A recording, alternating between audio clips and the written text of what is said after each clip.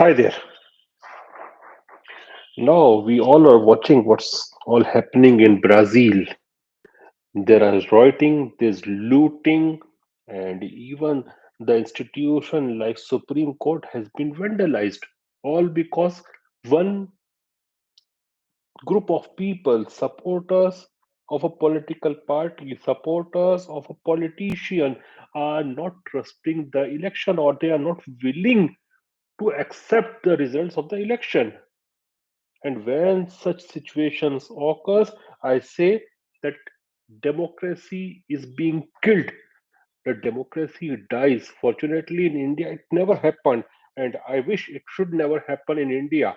But we have witnessed it in United States when the Capitol Hill was attacked by the supporters of Mr. Donald Trump, and the same charges were there that time also that the elections were fraud and we don't accept this result. And even in Brazil, what's happening? The supporters of Bolsonaro, they are the former president. They are not accepting the result, and they are vandalizing the the public property. They are doing looting and they are doing rioting. Why? Because Mr. Lula has won the elections. Though Mr. Lula has won the election with a very narrow margin. Mr. Prince, just give me some time. We'll talk on this issue also in the end. Let me complete. Though Mr. Lula has won by only a very thin margin of 0.5%, but even winning the election by just one vote is respecting the democracy, which is not happening there in Brazil. And what Bolsonaro has done, he has escaped to United States. He is sitting there in Florida, and he is not controlling the mob. And a mob without leader, what can it do? We are all witnessing this thing, and plus his supporters. There are so many rumors that if when now when Lula is the president, then he will shut all the churches, he will close the churches. Yeah, that can't happen. It's a Christian nation. Brazil is a Christian country, it's a religious country. How can that happen, and how can a president do it? And he is not the first time president. Previously also he has been the president. And these people, these Reuters and supporters of Bolsonaro, they are they were actually calling the military also for their aid, so that Lula cannot become president. And they are also they were talking on the same lines now that now the Brazilian military should stop Lula becoming the president and save the churches. So this type of conspiracy theories are floating there. And already that country, that is Brazil, has a very checkered history of military dictatorship. But fortunately, military didn't came to their end, and at last they started rioting. And the former president, who is sitting in the United States of America, and he is not uttering a single word.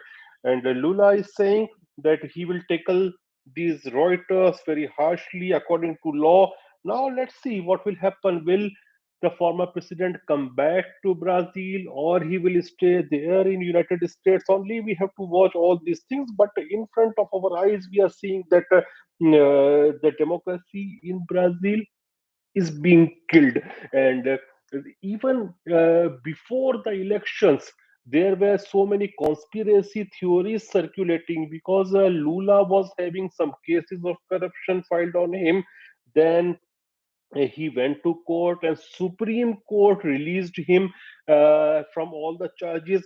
And the conspiracy theories which were going were that since before the release of Lula, there was no politician there in Brazil who can have an electoral contest with Bolsonaro. And that is the reason he was released by the Supreme Court, and that is the reason these people have attacked the Supreme Court also. And there also there are theories that even the election commission and the EVMs, electronic voting machines, because in Brazil the election occurs by electronic voting machines.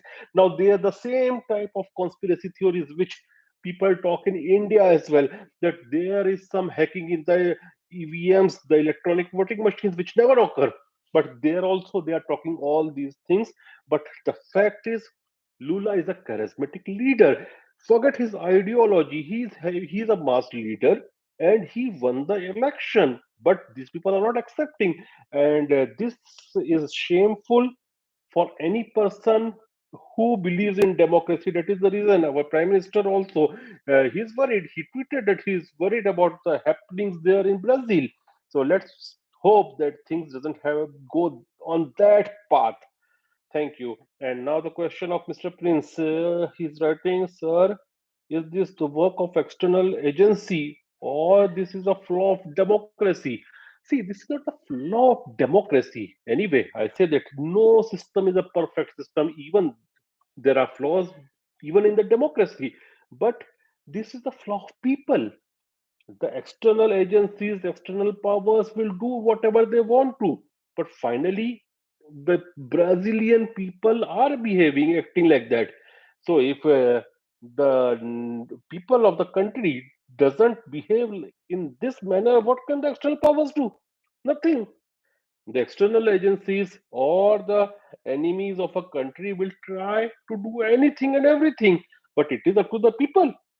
If their conduct is democratic, no agency can do anything.